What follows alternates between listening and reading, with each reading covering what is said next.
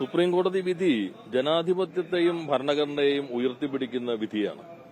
ജനാധിപത്യ വിരുദ്ധ ഭരണഘടന വിരുദ്ധമായ രീതികളിലൂടെ ജനഹിതത്തെ അട്ടിമറിക്കാൻ ശ്രമിച്ച ഗവർണർമാർക്കും ആ രൂപത്തിൽ അവർ ഉപയോഗിക്കാൻ ശ്രമിച്ച യൂണിയൻ ഗവൺമെന്റിനെതിരെയുള്ള ശക്തമായ താക്കീതാണ് സുപ്രീം കോടതി ഈ വിധിയിലൂടെ നടത്തിയിട്ടുള്ളത്. നമ്മുടെ കേസും ഇന്ന് തന്നെ പരിഗണിക്കുന്നുണ്ട്. അതിലൊരു കേസ് വരുന്ന പ്രധാനപ്പെട്ട ഭാഗങ്ങളെല്ലാം തന്നെ ഈ ജഡ്ജ്മെന്റ് കവർ ചെയ്തിട്ടുണ്ടെന്നാണ് ഒറ്റനോട്ടത്തിൽ മനസ്സിലാക്കാൻ കഴിയുന്നത്. കേരളത്തിൽ തന്നെ 23 മാസമാണ് നമ്മുടെ ബില്ലുകൾ പിടിച്ചുവെച്ചത്. 23 മാസം പിടിച്ചുവെച്ചു, 18 മാസം, 14 മാസം, 13 മാസമെല്ലാം പിടിച്ചുവെക്കുക എന്നതാണ് നേരത്തെ ഉണ്ടായിരുന്ന ഗവർണർ കേരളത്തിലെ നിയമസഭ പാസാക്കിയ നിയമങ്ങളുടെ കാര്യത്തിൽ ചെയ്തത്. അന്നേ ഞങ്ങളൊരു കാര്യം വ്യക്തമാക്കിയിരുന്നു. ഭരണഘടന ഗവർണർക്ക് നൽകുന്നത് മന്ത്രിസഭയുടെ ഉപദേശം അനുസരിച്ച് പ്രവർത്തിക്കാനാണ്. അന്നത്തെ ഗവർണർ ഭരണഘടന അംഗീകരിച്ചതോ ഇന്ത്യ റിപ്പബ്ലിക് ആയതുപോലും മനസ്സിലാകാത്ത രൂപത്തിലാണ് പ്രവർത്തിക്കുന്നത് എന്ന വിമർശനവും ഞങ്ങൾ ഉന്നയിച്ചിരുന്നു. ഭരണഘടനയ്ക്കകത്ത് 3 കാര്യങ്ങളാണ് ഗവർണർക്ക് നൽകുന്ന അധികാരം. 1 ബില്ലുകൾ ഒപ്പിടുക, 2 നിയമസഭയ്ക്ക് തിരിച്ചയക്കുക, 3 ഹൈക്കോടതിയെ സംബന്ധിച്ചോ അല്ലെങ്കിൽ പാർലമെന്റിന്റെ അധികാരവുമായി ബന്ധപ്പെട്ട കാര്യം അത് പ്രസിഡന്റിന്റെ അംഗീകാരത്തിന് നൽകുക. കൺകറന്റ് ലിസ്റ്റിൽ പോലും സംസ്ഥാന നിയമസഭയ്ക്ക് നിയമം പാസാക്കാൻ അധികാരമുണ്ട്. സംസ്ഥാന ലിസ്റ്റിൽ പൂർണ്ണമായ അധികാരമുണ്ട്. അപ്പോൾ അതിൽ നിന്ന് വ്യത്യസ്തമായി ഭരണഘടന പറയാത്ത രൂപത്തിൽ ബില്ലുകൾക്ക് മുകളിൽ അടയിരിക്കുക, അതുവഴി ജനാധിപത്യത്തെ അട്ടിമറിക്കുക, തെരഞ്ഞെടുക്കപ്പെട്ട നിയമസഭയുടെ അധികാരത്തെ വെല്ലുവിളിക്കുക എന്ന സമീപനമായിരുന്നു കേരളത്തിലെ ഗവർണർ സ്വീകരിച്ചത്, തമിഴ്നാട്ടിലെ ഗവർണർ സ്വീകരിച്ചത്, ബംഗാളിലെ ഗവർണർ, മറ്റു പല സംസ്ഥാനങ്ങളിലെ ഗവർണർമാർ ചെയ്തുകൊണ്ടിരുന്നത്. അപ്പൊ അതിന് വ്യക്തമായിട്ടുള്ള മാർഗനിർദ്ദേശങ്ങൾ ഉണ്ടാക്കി പൊതുതത്വം പ്രഖ്യാപിക്കൽ മാത്രമല്ല സുപ്രീം കോടതി ചെയ്തിട്ടുള്ളത്.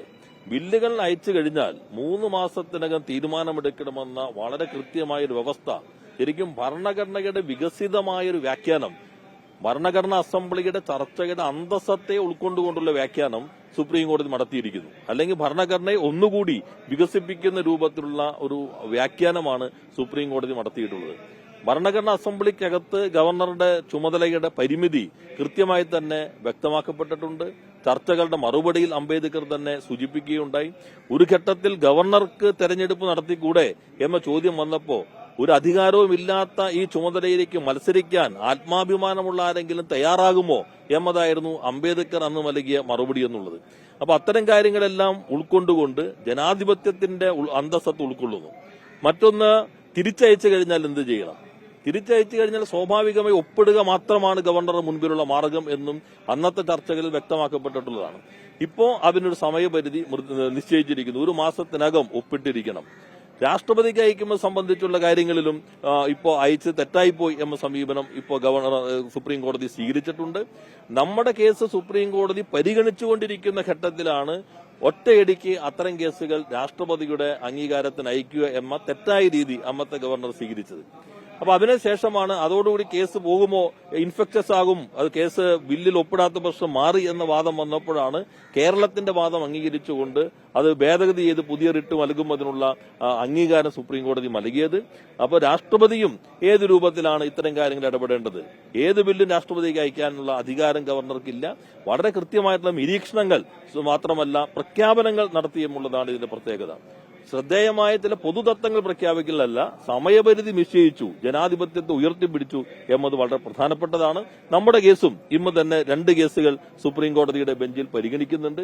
ഒരു കേസ് മിക്കവാറും ഈ വിധിയിലൂടെ തന്നെ അതിന്റെ പ്രധാനപ്പെട്ട പ്രശ്നങ്ങൾ കവർ ചെയ്യപ്പെടും, ഫുള്ളി കവേർഡ് ആയിരിക്കുമെന്നാണ് തോന്നുന്നത്. രാഷ്ട്രപതിക്ക് അയച്ച കാര്യങ്ങളുള്ളത് ഇന്ന് പരിഗണിക്കുന്നുണ്ട്. അത് കൂടി ഇപ്പോൾ നമ്മൾ അതിന്റെ വിധി കൂടി അല്ലെങ്കിൽ അതിനെ സംബന്ധിച്ചുള്ള നിലപാട് കൂടി നോക്കുകയാണ്.